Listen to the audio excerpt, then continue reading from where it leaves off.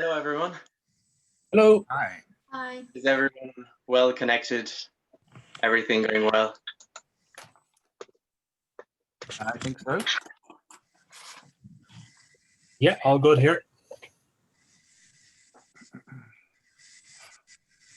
Very good. Thank you very much for joining us today. And thank you to all attendees also. It's a pleasure to have you all discussing here political extremism. To start off, I will introduce each one of you, your route, what you have done. So here today we have Suzanne Lynch, who is currently the Washington correspondent for the Irish Times. Prior to her US posting, she was a European correspondent for 4 years, led coverage of the Eurozone crisis, Brexit, and the refugee crisis from Brussels. She has also reported on many other important issues around the world, from Syria-Turkey border, Eastern Europe, as well as across the US. And she has a PhD in English from Cambridge University and is expert in US politics and financial news. We also have here Professor John Horn, who is a historian, writer, and researcher in the areas of Irish and European contemporary history. After a BA in history from the University of Oxford, he went on to obtain a doctorate in contemporary history from the University of Sussex. He lectured as a professor of modern history in Trinity College until his retirement in 2015. And in 2008, he was appointed the first director of the new Center for Wars Studies, a position he held until 2016. His work focuses on European contemporary history with a special focus on French history. He has written and contributed to a variety of books and articles over his career. So we are really delighted to have the two of you. And following on, we also have Conor Gallagher, who is currently the crime correspondent for the Irish Times. He was holding this position since 2016, and as crime correspondent, he won the Law Society's top prize in the Justice Media Awards 2019 for his article Inside Court 12, the complete story of the Belfast rape trial, describing the court case against several high-profile rugby players. He was also awarded for his piece, Mental Illness and the Criminal Justice System. And finally, our fourth speaker is Emma Taggart, who is a Genius Officer Economics and Spanish student from County Derry. She is the current debates manager for the Student Economic Review. And we're looking forward to hear the four of us tonight. Thank you very much for joining us. Hello. Hello. So to start off about how this event will happen, first of all, each one of you in the order I presented you will have the opportunity to give your views, insights, your opinions about political extremisms in your own area of expertise. So you would have 7 minutes, up to 7 minutes. It could be less, of course, speaking about these insights and views. And following on, we'll have a few questions. The guests between you can, of course, also ask questions to each other and interact with each other. And we'll also take questions from the audience. So all you here, feel free to put up your questions in the chat and we'll let you ask these questions. So starting off with Suzanne. Hello, Suzanne. Thank you for joining us. I will let you the floor to share with us your views on this very important topic. Thank you very much, Yann, and very nice to be with everyone. I'm speaking to you from Washington, D.C., just a few days before the election next week, although it's kind of started really because there's been so much early voting here. Millions of people have already voted, but Tuesday is the day. So nice to be with you. Just some thoughts on this theme here in the US. I mean, the last few months, we've seen a kind of a focus on extremism, on political extremism from both the right and the left. And there's been enhanced discussion of this and enhanced attention to it. And I think it's arisen really, firstly, we have had a kind of summer of discontent here in the US since the police killing of George Floyd at the end of May in Minneapolis. That prompted widespread protests and demonstrations, which we haven't seen in this country to such an extent for a long time. There's a lot of comparisons made with the 1960s. It was a real moment of racial reckoning, if you like, and renew the focus on police and racial institutional racism, essentially, in the police force. The issue of the racial politics of prison system, of crime in this country. Some of those issues that had really kind of come to the fore under the Obama years, but had not really been on the agenda here in the last few years at least. So in the wake of these protests, we kind of saw different waves of the protests towards throughout the summer. And really a pattern began to take place where, you know, there would be a police shooting, a fatal police shooting, maybe not always, but sometimes, of an African-American person. Protests, peaceful protests would take place. But sometimes they also descended into or morphed into a more destructive event, looting, destruction of buildings. It happened here very close to where I am speaking to you from in DC, for example. And then there was a kind of reaction and counter-reaction scenario. So that's kind of the context where this kind of increased tension, if you like, has arisen. It's also coming into focus with the upcoming election. There is now a lot of speculation about what may happen next week, because it's very likely there won't be a definite outcome on election night. In fact, it's almost 100% that the case that there won't be a definitive election result. And there is now the prospect of a contested election of some kind. So people remember 20 years ago, well, maybe you won't remember, but you've read about 20 years ago, the US election came down to a few hundred votes in Florida.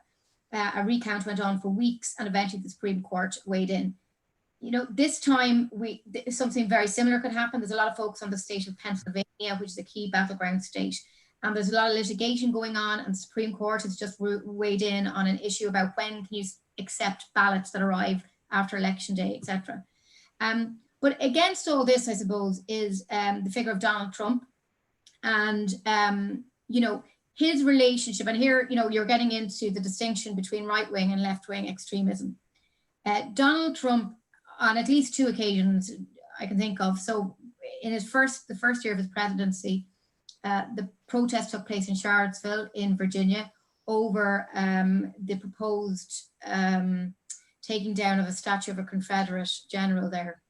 And there were protests by a right-wing group, and there were clashes. And Donald Trump's comment on that, when he said there were good people on both sides, that was extremely controversial. And actually Joe Biden, who is now running against him for president, said that was the moment he decided to run for president. So you had that. And then, you know, more recently in the first presidential debate on September 29th, Donald Trump was, you know, made a reference to Proud Boys, a right-wing group here, militia group. And then he's been probed on that since then. And what he has done again and again is say, he clarified afterward he wasn't condoning them, but what he always says is, well, what about the left-wing groups? So there's a lot of talk about a movement called Antifa, which is not really a strict movement as such. It's kind of a coalition of a kind of vague term to refer to different, more radical left players. And so the Trump administration, and indeed the Department of Justice, has been more putting the focus on those and linking what they say is a threat from the far left to what's happening in protests in cities that are still continuing in places like Portland. But look, just some facts around this. I mean, first of all, it's worth saying that, you know, for so long in America, the threat of terrorism was very much focused on the Middle East and, you know, international terrorism. Whereas in fact, the figures show that the more of the threats come from domestic homegrown terrorism. But just to kind of refute Donald Trump's argument, there's just been a report out by the Center for Strategic and International Studies, and it found that most of the domestic terror attacks and plots over the last year or so have been down to white supremacists.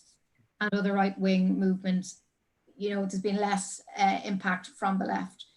So that would appear to, pour cold water on a lot of the assertions coming from the White House. You've also got the issue, of course, which I'm sure is the same wherever we're talking about this issue. Where does an organized movement begin, and personal choice, responsibility, where do they meet? So, for example, one of the flashpoints over the summer was in Kenosha, Wisconsin. An African-American man, Jacob Blake, was shot by police. He was paralyzed after they responded to an incident. And protests, as I said, took place, and then there was violence and looting. And I visited there myself and saw, burnt out garages a month later. So there's a lot of destruction in that town south of Milwaukee. And during those nights of protests, 2 African-American people who seemed to be again connected with a Black Lives Matter protest that was happening, they were shot and killed. A 17-year-old has been arrested for that, but it's not yet clear, was he part of a bigger movement or not? So I suppose that's still a question running through a lot of these reports. And then just to finish up on this, I suppose, one thing to note and to remember when we're discussing the US is that, there's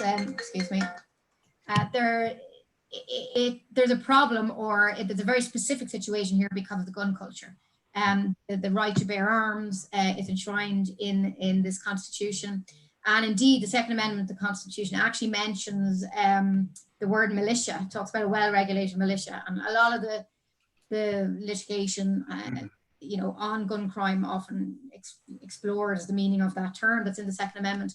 But look, gun crime, puts a whole different perspective on everything, because, when you're talking about police, you're talking about these heavily armed police.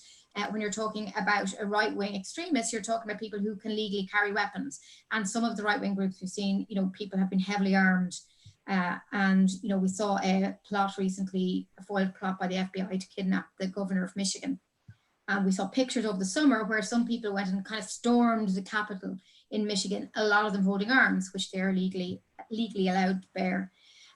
So I think that's kind of always something to keep in mind here. But look, it's very much on people's agenda coming up to this election. Just yesterday, Walmart announced it was stopping the display of guns and ammunition. Believe it or not, it sells firearms in about half of its stores in the United States. They mentioned the fact that there was unrest this week in Philadelphia following a police shooting on Monday, which there was. I was reporting from there. But there's also suspicion that there's concern now about possible conflict on election day, particularly if there's not a secure result. So you'll have to watch that space.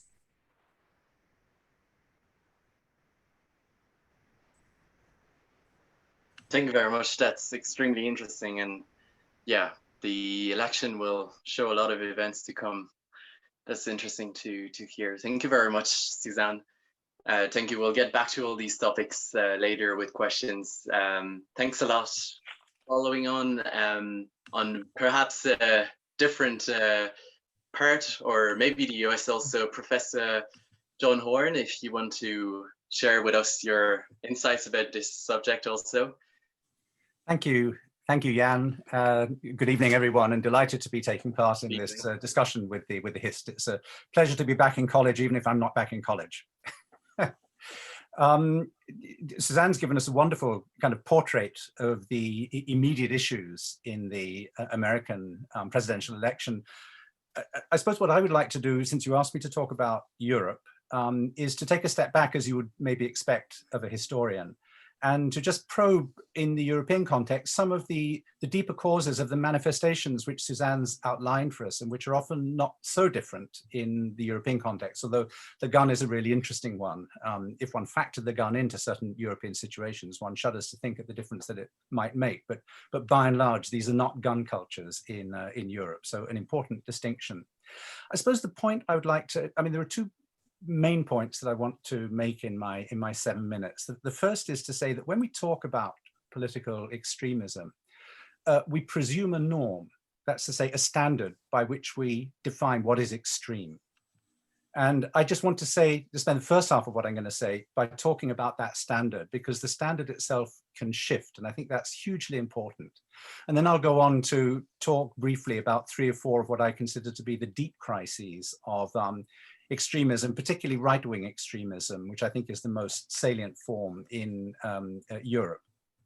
But to come back to the norm, I mean, when we talk about political extremism, we're talking about, I think we generally talk from the perspective of liberal democracy. The extremism is extreme because it's perceived to be a potential threat to liberal democracy from wherever it might come. And by liberal democracy, I think we mean a kind of consensus on sort of certain values, human rights and freedoms, social justice, equality for all citizens, the idea of an open citizenship, not one that's closed, defined by a certain ethnicity or a certain category, equality of gender and race. So these a consensus on what we might call liberal values, but also, and crucially, on the political rules by which the sovereignty of the people, demos, which is at the root of all democracy, structures the creation of a representative government. And that second point, the rules of liberal democracy, which are a free press, fair elections, full citizenship, participation, and so on, are crucial. Now, if I make this point, it's because democracy can mean many things and has done since classical antiquity. And we only have to think 30 years ago that the term people's democracy was used as an expression for the communist regimes in Eastern Europe. We know that democracy, the simple rule of the majority, always contains within it, as the ancient Greeks understood, the possibility of the tyrant emerging. The tyrant, on the basis of the popular will, unchecked by the liberal political rules and the consensus on liberal values that I mentioned, that's always a possibility. So a further point I'd make is that liberal democracy is not the same thing as democracy, and even liberal democracy has its own history. And I think just want to, for 30 seconds, just underline that point. And perhaps I could do it in this way, to say that between 1945 and the 1960s, I think a classic kind of what we would now see as a classic kind of liberal democracy emerged in Western Europe. It was, of course, a reaction against the ideological extremes of the interwar period and the chaos of the Second World War. But what it meant was that citizens, women and men, very importantly, all women were now enfranchised, participated in a structured way through political parties and through elections to produce a government, often a coalition government, whose goal and role was to govern sensibly, as it was then understood. And alongside that, it had the duty to recruit technocrats and experts in order to organize the economy and indeed organize society on a fairer basis. And on this basis, there was the recovery boom of the Western European countries, the creation of a transnational structure, the European Economic Community, the origins of the current EU. There was, if you like, in this period, a kind of alignment between democracy, what politics was supposed to be about, and society, and what members of society wanted to happen, notably in the economy. And the point simply is that post the 1960s, that unraveled in a variety of ways. I mean, the popular movements of the left in the 1960s, the kind of market democracy of Thatcher and Reagan of the 1980s, where it was down to the individual choice above all. And in particular, I think, a change in tone in the early 2000s, with a decline in the role of political parties, a decline in these intermediary social structures, trade unions, business organizations, and so on, which structured democracy. And indeed, a decline in the role of the traditional press with the proliferation of social media. And all of this produced the possibility for a new kind of democratic politics, if you want, which was often against the system. It was anti-elitist. It identified with leaders who used an absence or weakness of the parties and the new social media to project charisma, and on that basis to mobilize, in some cases, majorities. And early figures who exemplify this are Jean-Marie Le Pen with the Front National in France, Pim Fortuyn with his anti-immigrant, and his racist positions in the Netherlands, and above all, Silvio Berlusconi, with the collapse of the Republic in Italy in the early 1990s, who came to power on this kind of basis. But in the 2000s, and I think driven to a significant degree by the banking crash of 2008, possibly by some of the delayed effects of the adoption of the euro, the austerity measures which were introduced, one saw emerging in France, Italy, Spain, and elsewhere, and also in Eastern Europe, within the rules of liberal democracy, but often hostile to the values of liberal democracy, as I mentioned them earlier, significant political movements and political figures who in some cases were in a position to achieve power. And in the case currently, I think, of Eastern Europe, of Poland and Hungary, in the case of Viktor Orban and Kaczynski and the Law and Justice Party in Poland, what we're seeing is now movements in power which not only are explicitly, deliberately anti-liberal in their values, but they're now beginning to tamper with the rules of the game, such as the stacking of the courts in Poland, in order to advance their position. We really see emerging there in embryo this possibility of tyranny emerging from a democracy. So if I state that, it's because I think we need to be self-reflexive. We need to understand that democracy and liberal democracy has its own kind of history, and it has a past, and we're now living in a rather different present that some historians, Colin Crouch, has called this post-democracy. He doesn't mean by that that it's completely anti-democratic, but what he means is that the kind of democracy we had in Western Europe, and then with the fall of communism in Eastern Europe in the 1990s, and indeed also, of course, in Ireland, that this is now morphing into something else in the current period. So that's the stance, if you like, from which I think we're judging this question of extremism. Now, if you ask me what I think are the causes which have driven, the underlying causes, the long-range causes which have driven these movements of protest, provided fuel for these charismatic figures, I think, first of all, it's to do with globalization. It's a big term, I know, but what I mean by globalization, specifically in terms of the West, is the shifting international balance of trade and production, deindustrialization, the undermining of the countryside too, so that in a variety of ways, we've seen emerge protest movements, which are really at heart movements against the loss of traditional jobs. It's the destruction of the traditional blue-collar working class in the States, as Suzanne knows better than anybody. But of course, the same thing's been happening in Western Europe and indeed in post-communist Eastern Europe as well. If you want one manifestation of that, and also the unraveling of the countryside, the Gilets jaunes, the Yellow Vest movement in France over the last 2 years has been a very powerful demonstration of that. Linked to that, I think, has been a crisis of masculinity. When I go to France a lot, and I was really struck at some of the camps of the Yellow Vest people, how male it was. I don't mean that there were no women involved, but it was as if these were almost like kind of man sheds on a larger scale. And I think there was a particular kind of sense of threatened masculinity, often white masculinity, which came out through these movements. Third dimension, I think, is a kind of social fear which takes refuge in imagined stability in the past, notably the nation, sometimes the region, but particularly the nation. So xenophobia, and therefore the idea of taking back control, is there in the Gilets jaunes movement, but it's there in the Liga in Italy with Matteo Salvini, who also achieved prime ministership on that basis. And so that notion of xenophobia and nationalism, a safe home, as it were, a kind of shelter against globalization, is a third element. And the fourth one, very briefly, which everybody knows, of course, is immigration. And immigration is hugely complex. And it's bound up with the, to my mind, separate issue of refugees, and also the related issue of freedom of movement within the European Union. But clearly, that xenophobia, that return to the nation, can very quickly take the form of closing borders and opposing those movements of people, which, like the movements of capital and of products, are part of globalization.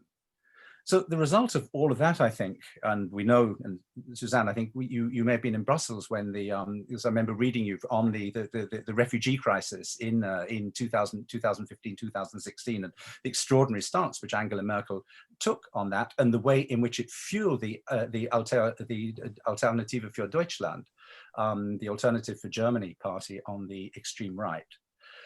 The result of this is, and it's my concluding point, that a crucial cause of what we're seeing at the moment is in fact the shape which is politics is taking in this post-democracy, if you like, era. Now, it's not to say that it's the only cause, it's both cause and expression. Without the other causes that I've just mentioned, globalization, deindustrialization, threatened identities, xenophobia and immigration and so on, I don't think it would get very far, but it also becomes a kind of magnifier of those underlying causes and helps convert them, if you like, into extremist movements. I should mention in relation to immigration that we see, as it were, seeping into Europe, but into the United States as well, of course, the effects of a different kind of extremism, that of Islamic fundamentalism, particularly in the Middle East, but which then, of course, sets up a kind of counter effect in terms of fueling right-wing extremism. So in this sense, it seems to me that the state of democracy at the moment, the kind of democracy we have, with the collapse of the traditional parties, with the overwhelming of the traditional media, and precisely why things like the Irish Times are so important in the current context, the Guardian, Le Monde, and so on, by the social media, which become magnifiers for this extremism, means that we have in these extremist movements, principally on the right, a threat to liberal democratic values, and in the worst case scenario, which we're beginning to see in parts of Central Europe, and it's my question to Suzanne, is there a danger that we might see that in the United States, a threat actually to liberal democratic systems, that ultimately we might learn that terrible lesson that was learned in the interwar years, that democracy does harbor the capacity for tyranny.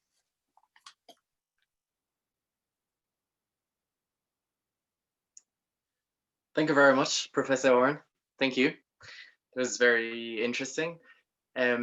Before I let Suzanne answer those very interesting questions, I will let Conor Gallagher take the floor for his insights and visions, and then I will come back to your very interesting points, Professor Oren. So, Great. Okay, thanks, Yann. So I suppose I'd like to focus on the issue of political extremism from a policing and security point of view in Ireland, and chiefly focus on far-right extremism, mainly because that's where most of the movement has been recently, and where most of my reporting has focused. So I suppose to start with, unlike the rest of Europe and the world, the far-right has made very few gains here politically in recent years, and there's not really any indication that that's about to change. Like in the general election in February, far-right or anti-immigration candidates failed to capture any kind of respectable portion of the vote, and that wasn't for lack of trying. 30 candidates, which could reasonably be termed far-right or have far-right views from several groups, competed in the election. That includes the National Party, the Irish Freedom Party, and independent candidates and candidates from unregistered groups. It could also, depending on your point of view, include candidates from Renewa, party which started as a centre-right party, but in recent years has been espousing far-right talking points, such as the Great Replacement conspiracy theory, for example. There was contrasting signals before the election about how the far-right would perform. An ESRI survey in 2008 said that 41% of Irish people, only 41% of Irish people were open to accepting more immigration from Muslims. But the Irish Times had an exit poll on the day of the election, and it said just 1% of respondents cited immigration as a main voting concern. So without exception, far-right candidates were heavily defeated, and I don't think any of them even got enough to get their expenses back. And Renewa also did significantly worse than it did in 2016, and it now has no elected representatives on any level. But that doesn't mean the far-right here isn't having an impact in other ways. The first of these is perhaps the ability to insert far-right talking points into mainstream politics. The most obvious example of that perhaps is Peter Casey, who in the last presidential election made very controversial comments on immigration and the traveling community. And that seems to have been directly tied to him significantly outperforming the polls, and he finished second with I think nearly a quarter of the vote. Other mainstream politicians have also made what many have viewed as shockingly racist comments in recent years without suffering significantly at the ballot box, such as Noel Grealish with his notorious African sponger comments, Verona Murphy's assertion that the Islamic State is a big part of Ireland's immigrant population. But much more than this, I think the far right is having the biggest impact on street level, where its activity raises public order concerns among the Gardaí and concerns about the safety of minority communities, particularly in recent years Muslims. According to a Europol report last year, Ireland saw a sharp increase in the activities of far-right extremists. In the past, Ireland usually only appeared in Europol's terrorism report in the context of Republican or dissident Republican terrorism. But Europol now says known criminal elements have been identified as affiliated with right-wing protests, and that several high-profile right-wing extremist online figures are asking for online donations, particularly in cryptocurrencies. Also, according to Europol, these groups tend to have strong international links with far-right extremists from other European countries and in the USA. We also heard from Drew Harris recently, the Garda Commissioner, about his concerns about far-right extremism, and he says that Garda intelligence has shown evidence of that growth here. Far-right activists in Ireland have never been great political organisers, but we have seen a growing sophistication in recent years as they latch on to popular causes in an effort to expand their footprint and gain new adherents and spread their message. And we've seen, particularly this year, violence often following close behind that. This activity includes travelling to towns earmarked for asylum or direct provision accommodation, where they spread 10 town hall meetings and will spread false statistics and scare stories about migrants. And also during this period when this was going on, fires broke out at 2 proposed direct provision centres, although the causes of those were never determined. And the car of a Sinn Féin TD who defended asylum seekers moving to the locality was set alight one night. Other recent causes include anti-paedophilia protests, an issue on the face of it most reasonable people would get behind. Earlier this year, the National Party, a far-right organisation in Ireland who's led by a figure who's previously addressed Nazi rallies on the continent, drew up to 1,000 people, and this is a protest against the Minister of Children, which they alleged with no evidence that he some way supported paedophilia. And in my view, it's no coincidence that the minister happens to be a gay man. At that event, we saw what was to become quite a common theme: clashes between far-right activists and counter-protesters. In recent months, here and worldwide, these activists have latched on to frustration with government lockdown measures against the coronavirus. Anti-lockdown protests have become common and at times have simply been party rallies for groups like the Irish Freedom Party. There was an event in August which most of the speakers were Irish Freedom Party representatives, even though it wasn't billed as an Irish Freedom Party event. A recent anti-lockdown march organised by a group called Health Freedom Ireland and the Yellow Vests, the Irish version of the Gilets Jaunes, attracted large far-right presence. One of these marches was even led by a colour party from a small far-right group called Síl na hÉireann, which has connections to European neo-Nazis and fascist groups. These marches have also started to attract growing numbers of left-wing counter-protesters, and as a result, clashes have become almost routine and have made parts of the city, albeit for very brief periods of time, no-go areas due to the tensions between these groups, which have sometimes spilled over into violence.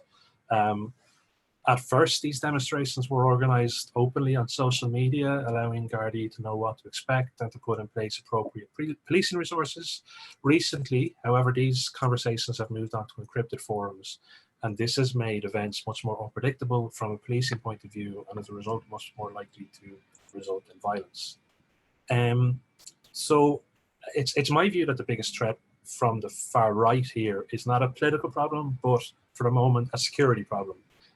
With frustrations over COVID-19 measures growing, more of these protests can be expected, and I think it's fair to say some of them will inevitably result in more violence and clashes between different groups of protesters. Not to get too worried about things, but we also cannot rule out the threat of far-right terrorism. Like terrorist threats are routinely made on these social media and private chat groups that we monitor. Most of these can probably be dismissed as bluster or kind of tough talk. But as we've seen in New Zealand and Norway, it only takes a single disaffected young man to cause immense amounts of devastation. But I'll just finish on maybe a note of caution. We're still talking about very small groups. Gardaí do monitor them quite extensively, and there is no immediate threat of serious violence. And thankfully, we don't have a gun culture here. So that removes a huge amount of the potential for serious violence. So I leave it there. Thank you very much. It's very interesting to have those analysis about Ireland and indeed extreme right and extremisms in general can be present everywhere. I will now let Emma Taggart from the Student Economic Review share us with her analysis and views, experiences. So thank you very much. I'm following on from Conor a bit, being myself from County Derry. You can imagine I'm going to talk about where I'm from, which is of course Northern Ireland. I'm going to take you back to 1998, August of 1998, whenever the Oma bomb went off. It was also the same year in which my own parents got engaged, my father being Catholic and my mother being Protestant, which at that time, just after the Good Friday Agreement had been signed, really signalled a moment of change and looked as though we were finally moving past the extremist violence that had been taking place in Northern Ireland for decades at that point. It's important to remember how the civil rights movement in Northern Ireland started. And Suzanne has already brought up the 1960s in America. And indeed, that was a truly influential decade in that a lot of the civil rights movement in Northern Ireland, including John Hume himself, was inspired by Martin Luther King and other civil rights activists at the time, such as John Lewis. As we go on, we can see how important it is to take into consideration the effects of extremism in Ireland and how it has marked our past and our history.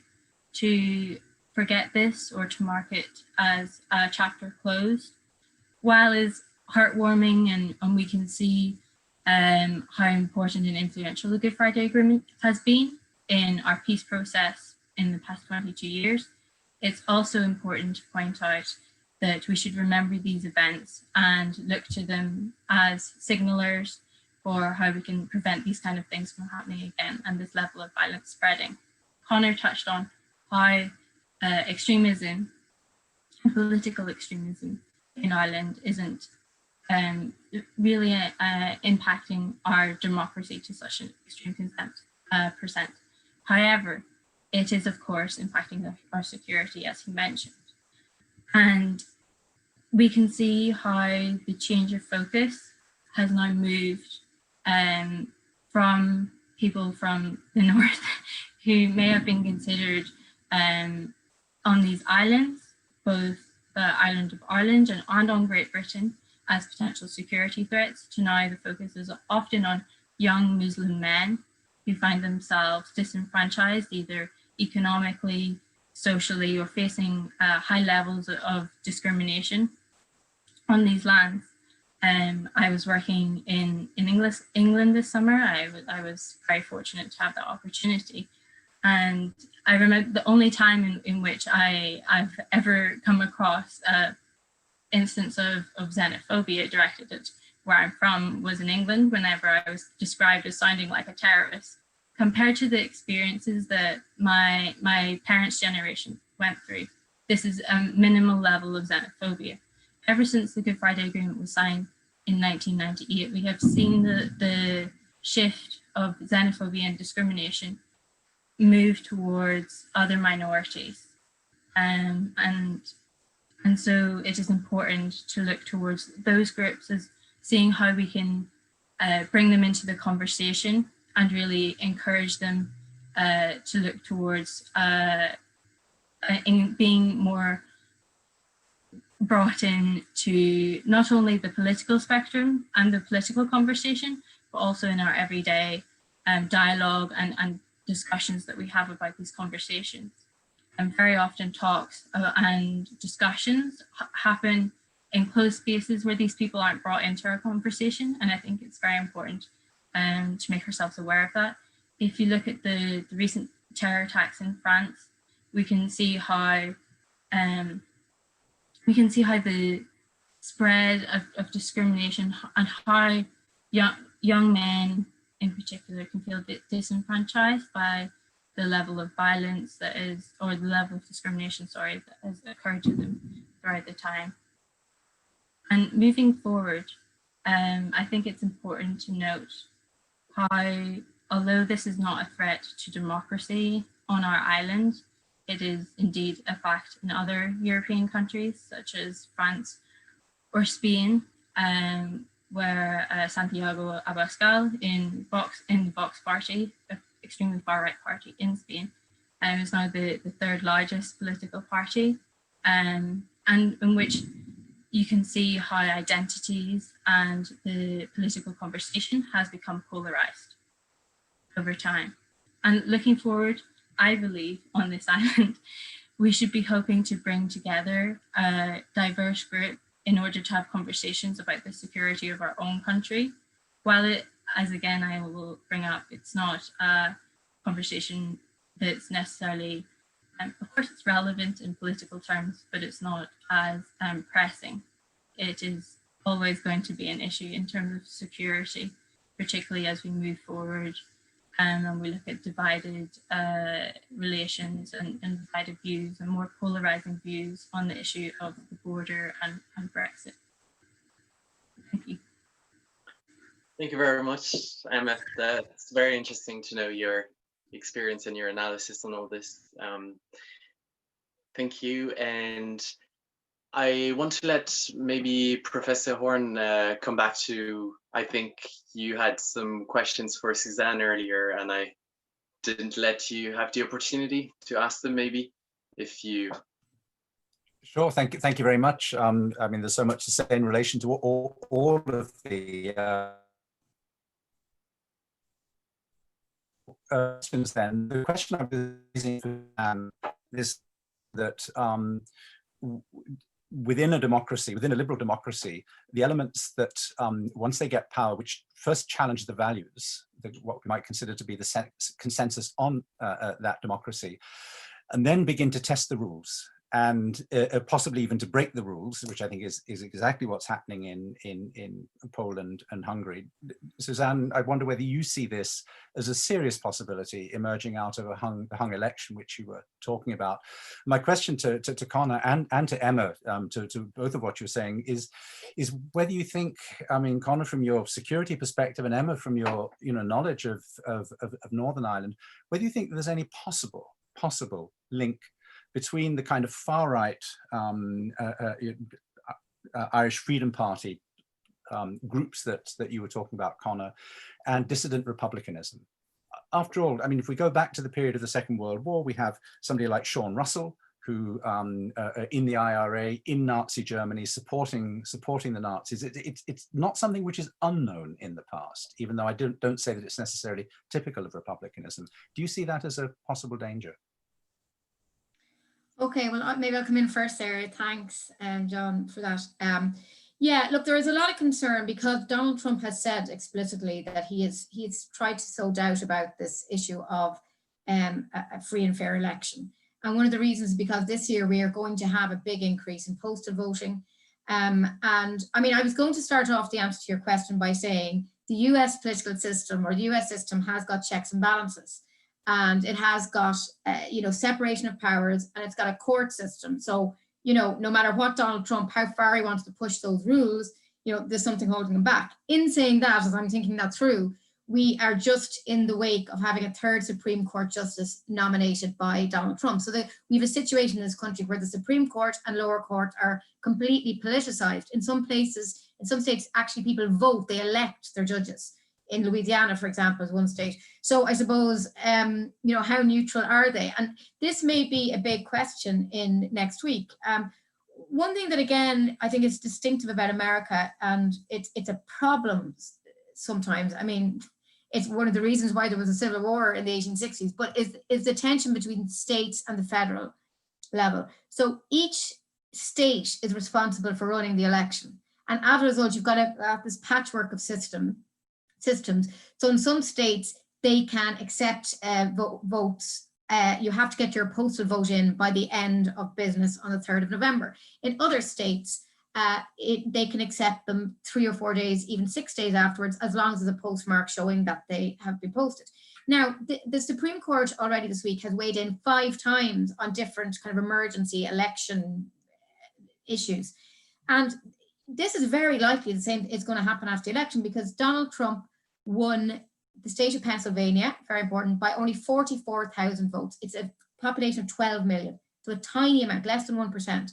So it is very likely that in some tiny county in Pennsylvania, if there's a dispute over when these results, the ballots were accepted, that this could go to the courts and this could actually decide the election. That's what happened in the year 2000 in Florida. So the suspicion now is he's now got 3 justices on the courts. And this week we saw Brett Kavanaugh, one of his Supreme Court nominees. He actually wrote an opinion, a memo, if you like, on a Supreme Court ruling on Wisconsin. And he used language that a lot of people were worried about, because he said, well, what happens if the votes come in after the 3rd of November and then they flip the election result? And everyone said, hang on, no, if the votes come in after, say, November the 3rd, as long as they've been posted by November the 3rd, they are still votes. And there's no such thing as just because you count those the next day that they change the result. And they're worried that he's kind of echoing Donald Trump's language. So it's actually very complex and quite legally, it's just not watertight how this can go. So it's a very strange situation. So it's very possible. And Donald Trump's, one of his many narratives throughout his presidency has been a suspicion of government and a suspicion of this kind of idea of the deep state, that the system is against him. And a lot of his extremist followers, particularly on the right, share those views, a kind of anti-government. It's like what Conor's talking about in Ireland as well, like anti-government, something going on. And just to come in on some of Conor's points, like what he was describing there about the anti-pedophilia, that's a huge issue. QAnon, which is one of the right-wing conspiracy movements here, you know, they're completely motivated by this anti-pedophilia idea, where thousands of people go to rallies. So that's a link, that's a parallel what's happening here. So yeah, I think there are real questions next week. I think if it's a landslide result, though, say if Joe Biden wins, and then there's less room for questioning by the president. And I won't, you know, if it's a really decisive win, you know, I don't think there's much of a danger then that it will be contested.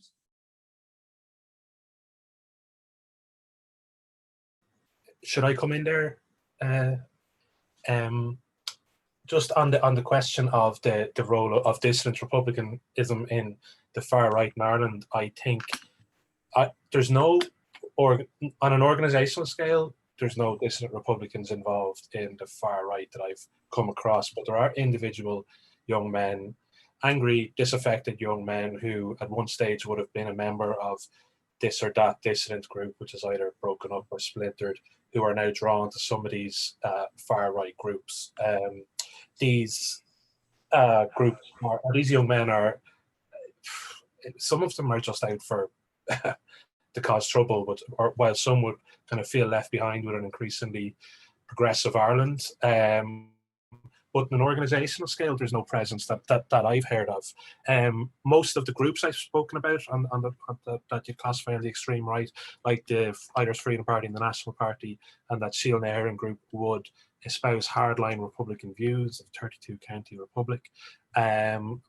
But curiously, and they'd all view as Sinn Féin as kind of sold out and has gone soft on the national question. But curiously enough, they're also not above having close ties to unionist groups, kind of hardline unionist groups who might share the same broader goals of kind of anti-immigration, anti-LGBT, those kind of issues.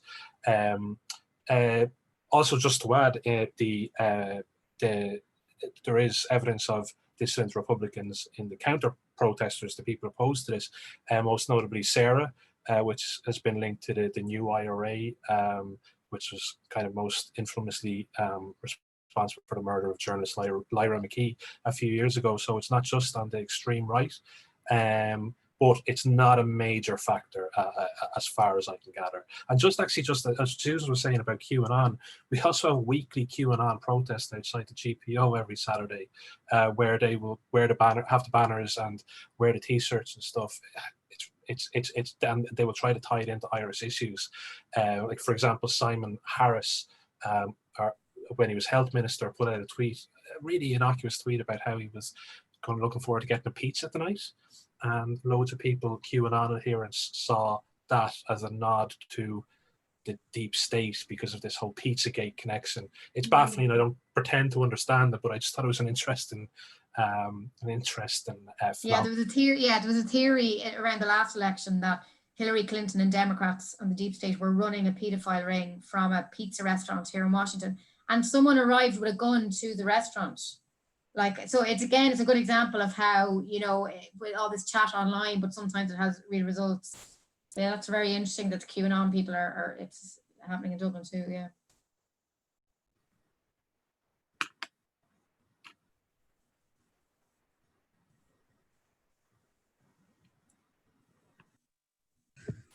Do I jump on in? Yeah, sure, Emma. So Conor mentioned Lyra McKee, and I think that's an example of how extremism doesn't always have to fall into far left or far right groups, and as you mentioned, Sarah, how in which they align themselves. They're not like a political, I wouldn't say like an established political party. And indeed, they would say that Sinn Féin has sold out. And I think it's important to be able to contrast when you look at that group in comparison to the people who were in the IRA during the early 70s or 80s, and look at what motivated them in comparison to what motivates them today.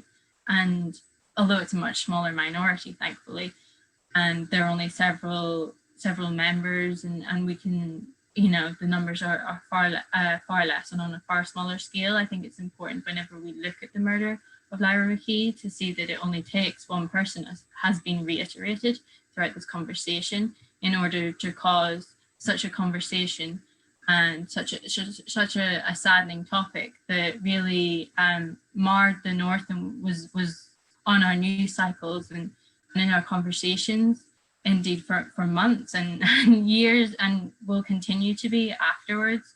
And it really marked the news cycle and politics within Northern Ireland. And I think it's important to remember that and remember what she stood for. And we can indeed compare and contrast the violence that occurs today in Northern Ireland to what motivated it in the 70s, and look at how gerrymandering and voting and all these things were an issue. It didn't necessarily mean that at all that violence should have occurred or in any shape or form. However, we can see that the reasoning is slightly different or bears different motivations. And I think that's important to point out when you look at a lot of the young men in Derry today are very often maybe groomed into this or have no other opportunities. Like Derry and Northern Ireland itself has one of the highest suicide rates in Europe, and we need to question that in a post-conflict society moving forward, how we can help these young people and how we can move forward so that kind of violence doesn't happen at all, even if the motivations are different. Thank you, Emma. You were mentioning, you were talking about Sinn Féin. Olivia here, who's secretary of the subcommittee, would have a question actually on this for you. So I'll let her have the floor. Hello, I'm Olivia Brady. I'd first like to apologise actually for my lateness today. My accommodation building had a fire alarm, so I was unable to join at the actual time. But yeah, I'm from Belfast myself, so I can relate to everything you said about the North, and I agree with everything you said as well. My question actually is about the actual political arena. Since Sinn Féin and the DUP are on either on extreme nationalism and extreme unionism, do you think Northern Ireland can continue to function with these two extremist parties as the two biggest parties on the government? I mean, I think when you look at Northern Ireland, I'm sure you know, I don't need to tell you, at one stage had the longest non-functioning government during peacetime. And so I guess a short answer to that would be, unless concessions are made and compromises made, no. And I think concessions and compromise is the key thing. Whenever you have a pluralistic consensus democracy, which is what we need in Northern Ireland, but the conversation has become so polarized that if it continues to polarize any further, or we continue to have separating views in the political arena in Northern Ireland, then I don't know what I think eventually we'll get to a stage where things will come together. I mean, you look at like the work of Simon Coveney, especially, whenever he was bringing together, and the Northern Ireland Secretary of State at the time as well, whenever they were bringing together the DUP and Sinn Féin. And so it requires a lot of like political consensus and political will. And I think eventually that will start to come to fruition. I don't know how long that will take. I don't think anybody knows. I think whenever you look at our generation in particular, there's a lot of voices that are coming to the fore, and there's a lot of campaigning, progressive campaigning, progressive politics happening among the younger generation, that I'm really excited, and I hope will build a better and less polarized Northern Ireland in the political field. Thank you. Thank you for answering. That was actually, yeah, I think you hit the nail on the head with that one. Yeah, there needs to be a lot of like progression in regard to political will, especially. But we actually have more questions from the audience, which I'm quite happy to share with you. So the first one is Professor Horn speaks about Thatcher and Reagan and their cultivation of individualism, and I'm just wondering why this mantra was allowed to grow at that time, which is probably the origins of our current slippery slope that is going into extremism of all types.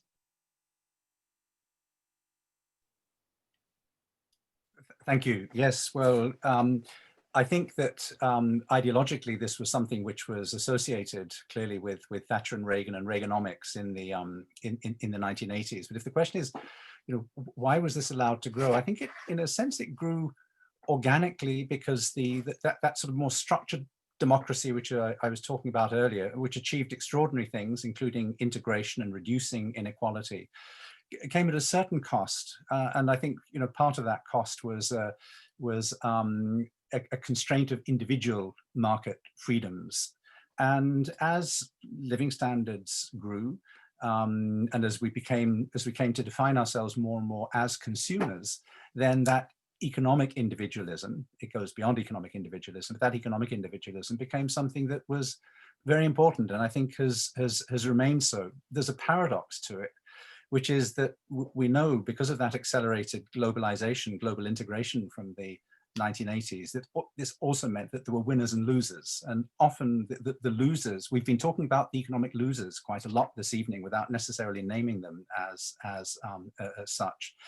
And so I think the answer to the question, why was it allowed to grow, was, well, it was partly a product of the international division of labor, of globalization, and the way in which more affluent, consumer-driven societies were going.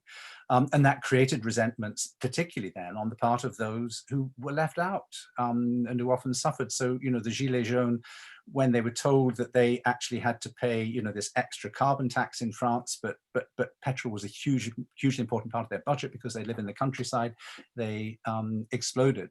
So it leads on to a further question, if I can just flip it round to a question, which is, behind the politics which we've been talking about, and I was certainly making an argument for the changing nature of democratic politics being part of the cause of this extremism, to what extent are we talking about economics, and to what extent does economics then have part of the answers to what we're dealing with? I'm struck by the fact, for example, that and I particularly would love to hear Suzanne's views on this, you know, that the European Union, it's the enemy for these groups that we've been talking about, and not just in Europe, but again, Trump, it's not accidental, in the States, sees the European Union for a variety of reasons as his enemy. But the European Union has done a great deal through its programs of agricultural help, but more recently the regional equalization funds and so on and so forth. And in particular, the way in which it came to handle debt in relation to the austerity crisis with shared mutualized debt across the EU.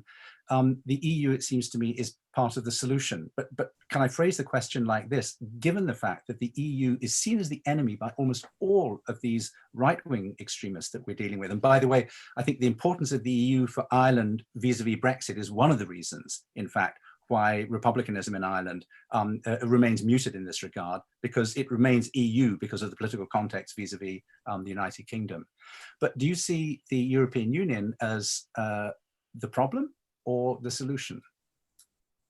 Just to come in there, I think maybe what you just, prior to your question there, it was a very interesting point about how much can we blame economics, because one way, even the Brexit vote, I think too much coverage all the time obsesses about the fact, which, as you rightly say, you know, Britain is not going to be better off when it leaves the European Union. But that's not why a lot of people voted for bad. You know, Nigel Farage would probably stand here and say, you know what, I knew we weren't going to be better off, but we're going to get our sovereignty back and we're not going to be told off by Brussels.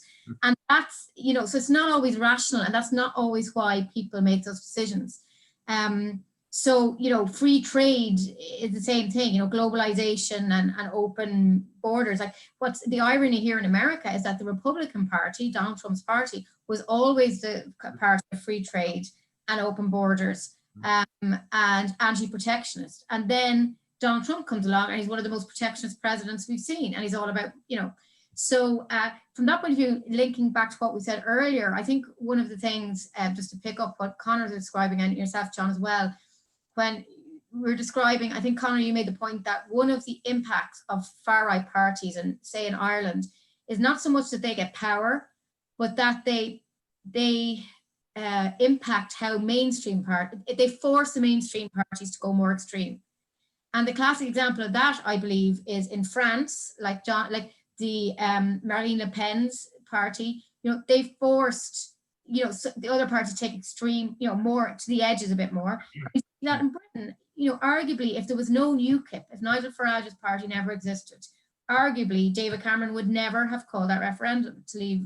You know, so it does. But the difference, I think, in America, and for some people this is more concerning, you know, it basically the two-party system. And unlike parts of Europe where that two-party system is breaking down, including in Ireland, we've got smaller parties and it's more fragmented. Here, you know, that just doesn't exist. You know, the third party, it's very minor.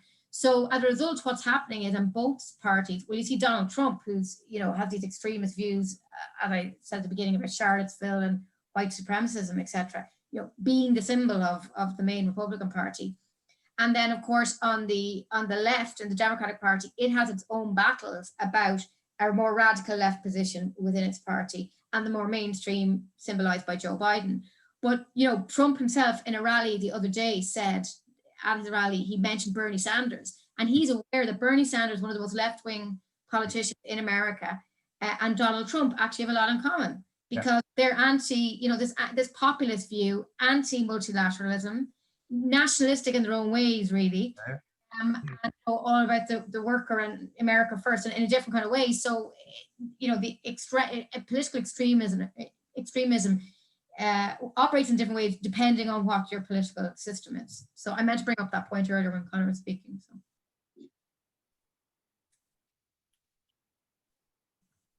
So we have moving from USA to Ireland. We have another question from Sean, who asks to Conor, why does the far right has not been able to persuade more Irish to support them electorally? Would you have reasons to explain this? Well, it's not my area, but I suppose in terms of historically, it's been quite hard in Ireland because of our voting system for small and single issue parties to gain a foothold. Maybe that's about to change. I'm not sure, but you can also tie it to more practical things. I mean, immigration went up a lot in the 90s and the early 2000s, especially from African countries, but it was still very small compared to other European countries, and still very and it was delayed. We were like 20 years behind everyone else. So that wasn't able to serve as a trigger for kind of a reaction from other people. And also, thankfully, we've been insulated so far from Islamic terrorist attacks, which I imagine in other countries such as France and Germany has been a big driver, a recruitment driver for the far right. So I couldn't say conclusively, but just they'd be the things that come to mind.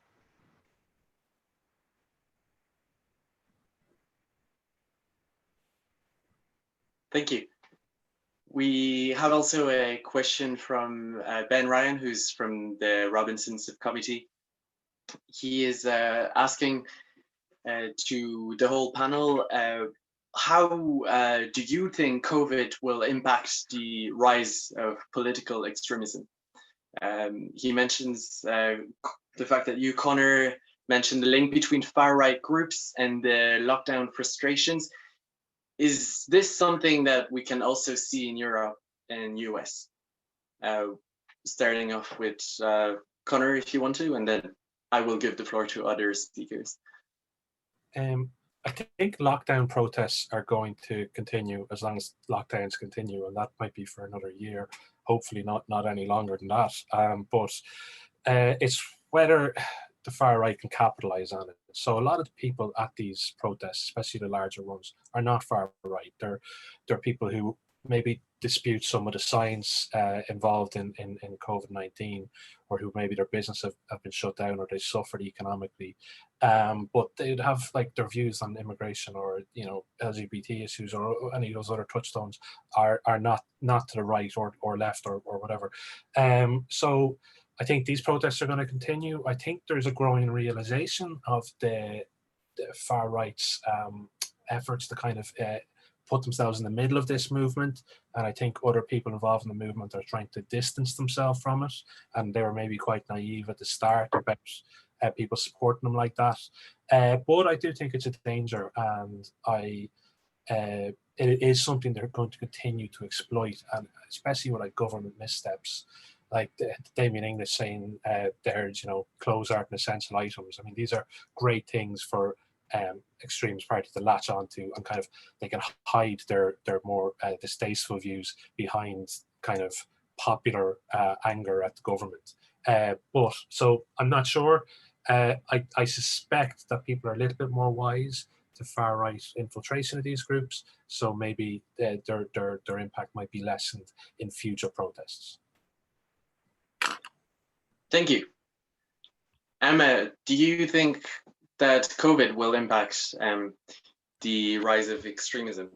I think we've seen people spend a lot more time on social media over lockdown, and this is fueled, as we've mentioned earlier, QAnon and other conspiracy theories.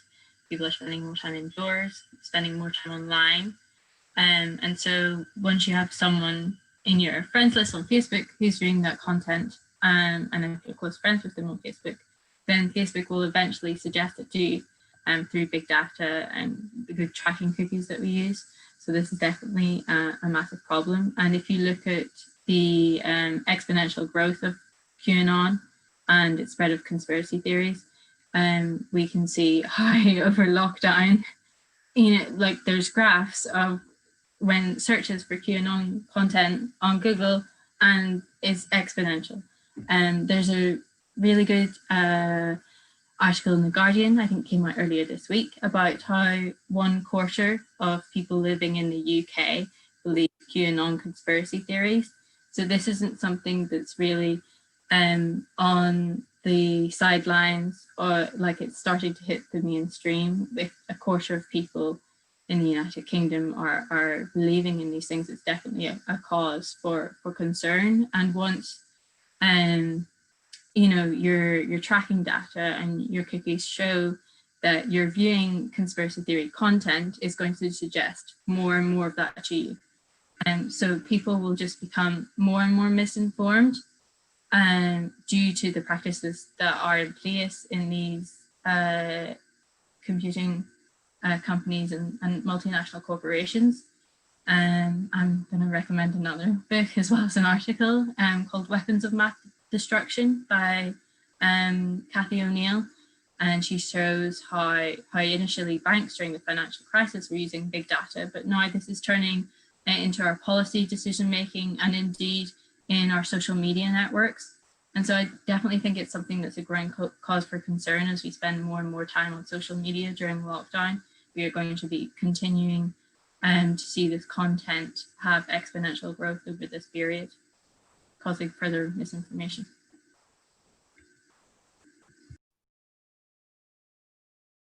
Thank you. There are two questions from two audience members who are, I think, just in my opinion, are quite linked. So the first is Carter Brett, who said, this is to any panelist here. So what role do you think that fake news and disinformation play in polarizing civil society and driving individuals to the extremes?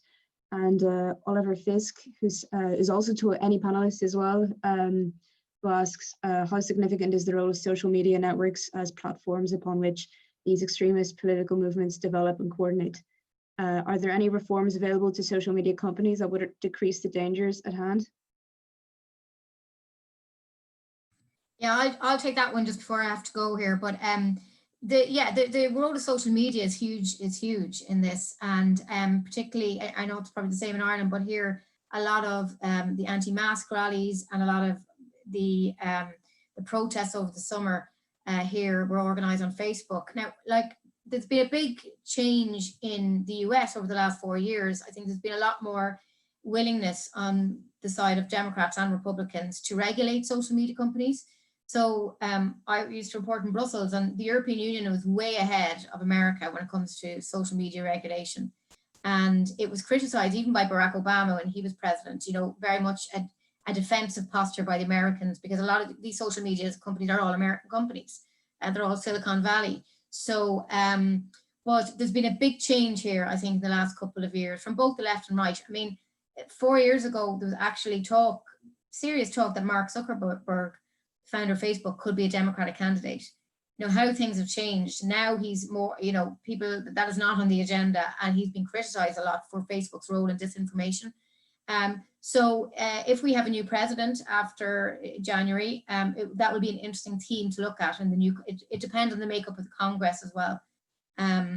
But it will be an interesting theme to look at how much more regulated these sites are going to be. But what we've seen in the last couple of weeks, literally only of the last few weeks, that the right-wing Republicans and Donald Trump himself are really starting to attack social media companies because they're accusing them of exhibiting a left-wing bias, basically, and trying to prevent information from spreading that they want to spread. So there was a famous story a couple of weeks ago where the New York Post, which is a tabloid run by Rupert Murdoch, owned by Rupert Murdoch, published a story about Joe Biden's son, Hunter Biden, showing what they said was incriminating emails. And it said that they got it because Hunter Biden had left in a laptop to a shop in Delaware.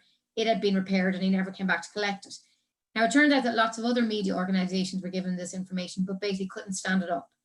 And a lot of former intelligence officials say that they believe this has all the hallmarks of a Russian disinformation plot.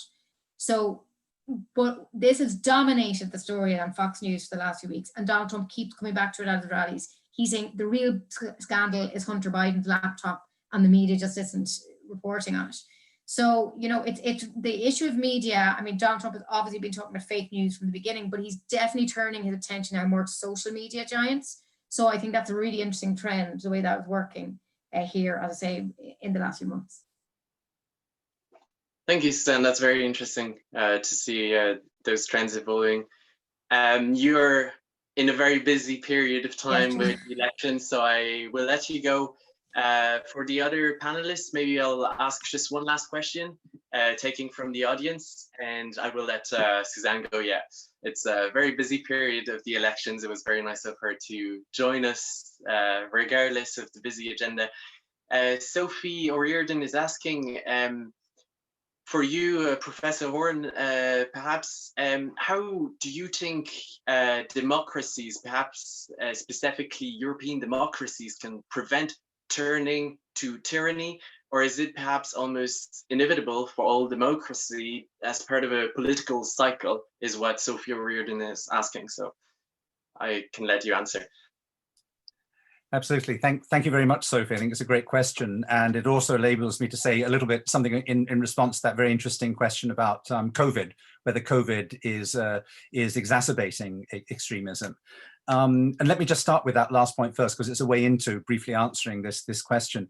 I mean, I take everything that all the panelists have said about the way in which fake news, conspiracy theories connected with COVID and so on have helped magnify divisions, have fostered extremism, and also how protests against the necessary public health measures have done the same thing.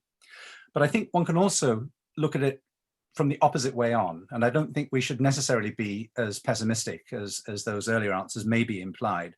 First of all, there's been a kind of re-enhancement of people's confidence in the state, in the big state. And we've seen it fought out in front of the American people in terms of the clash between Trump and the public health advisors, Fauci in particular.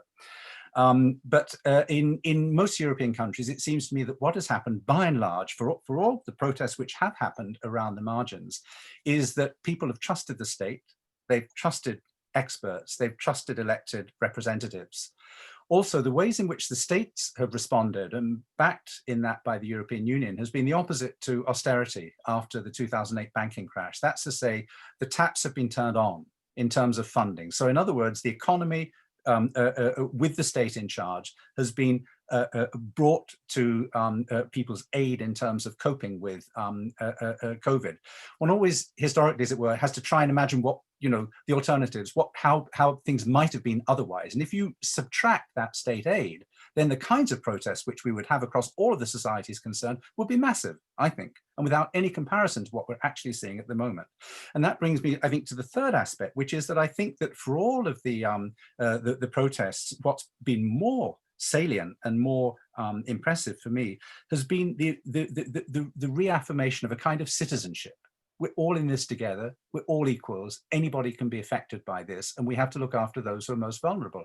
And those values, I mean, it's come out in terms of support for the NHS in Northern Ireland, as Emma would know, but also across the UK, but in different ways in other countries, including in our own, in the Republic.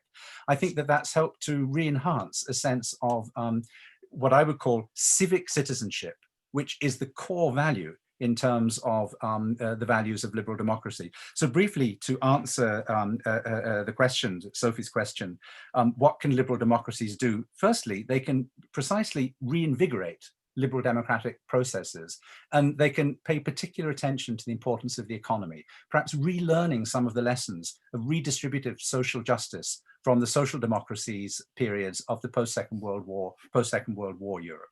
And that's what I think has been happening through COVID. And we're going to need it on a much bigger scale to deal with the climate crisis in the future. But I think that those are things which can be done. And if you do that, then you diminish the divisions in society and you reduce the economic underpinnings of the extremism. The other thing which one can do is to stick firmly to the political rules of liberal democracy, so that when Hungary or Poland start stacking the courts, then it's time for the European Union to simply withdraw that funding and say, no, you obey the rules or you don't get the funding. That's the way that it is. And if that leads to a real bust up in the European Parliament, where it might need an absolute majority vote, then so be it. But that's a battle which really has to be fought. The third thing which I think can be done is that the issue of globalization isn't going to go away. In one form or another, it's been with us for a very long time, at least since the 18th century, if not before. It takes different forms at different times. But for me, putting it very simply, we have to manage globalization, and I can't think of a better transnational organization for doing that than the European Union. I mean, Suzanne just made the point that the European Union has been much more effective in trying to control the big IT companies than the United States has been. And in all sorts of ways, which is why it's so lamentable that the UK is withdrawing at precisely this moment. It seems to me that the EU is the only game in town for a democratically based regulation of globalization. And the fourth issue is that I think immigration has to be addressed, and it has to be addressed in a very, very sensitive way and a rule-based way. But if one doesn't address it with positive policies, then you're simply leaving the field open to the scaremongers and the extremists. So I think I'm a glass half full person. I think there are all sorts of things which liberal democracy, post-democracy, or new democracy, whatever we want to call it, can actually do. Thank you, Professor, for highlighting the importance of the European Union and all this and all the perspectives it can act. I will let Olivia ask a question from the audience to Conor Gallagher. Olivia, I'll let you ask the question. So do you think there is any chance in the near future of social media companies taking greater steps to tackle the rise of misinformation and extremist views? I think we're going for a reckoning. I think we're quickly going for a reckoning, not necessarily in Ireland, but on a European and in the US. The social media companies have had basically free reign for so long. And I think that depending on what happens in the US election, but actually maybe even not, because as Suzanne said, Democrats and Republicans are calling for there's broad support in the EU for more regulation. Maybe not so much in Ireland because so many of them are headquartered here from a government point of view. But I think there is going to be a reckoning. It goes back to this whole debate of are they a publisher or are they a platform? And both the left and right are quite angry that they've been allowed to, claim that they're a platform for so long. When, I mean, many would argue that they absolutely are a publisher. It's interesting. It's not really related to political extremism, but the debate has come up here recently in Ireland in relation to. We had a murder trial here, and there was a barring order on the naming of the two murderers because they were underage. And lots of people broke that barring order on Facebook and Twitter, and they were all prosecuted the other day. 10 people were brought before the courts. But this led to a lot of frustration in maybe my world, the media world, because if we had named those two boys, we would be up in front of the court so quickly with massive fines to follow and possibly even a jail sentence. But Facebook and Twitter are allowed to provide a platform for these people to be named, and there is no consequences of that. Now, you can argue either way that they are a platform, not a publisher, but there is. It doesn't just relate to maybe fake news and political extremism. It relates that frustration is growing in other areas as well. So I know that probably doesn't answer your question, but just the thoughts that occurred to me. It's very interesting to know the experiences and also how you relate that to the court cases you follow. Thank you for this answer. I have a question for you, Emma, regarding Ireland, but it could be in general, but mostly Ireland. Your insights. Do you think political extremism in Ireland is more so a combination of isolated extremism organization, or is it organized like we can see in other countries, or is it more a combination of isolated trends? I think it's less organized than in other countries, and that can be seen by the scale of terror that can sometimes occur in other European countries in comparison with attacks that are usually by a handful of people who know each other and are all identifiable by either the guards or the PSNI. And so it's really, I guess, that's not to say that it's not important or it's not something that we should definitely consider. It's obviously important to talk about from a security perspective, but it's on a much smaller scale and a much smaller level than it has been, I guess, in the 70s, 80s, and 90s.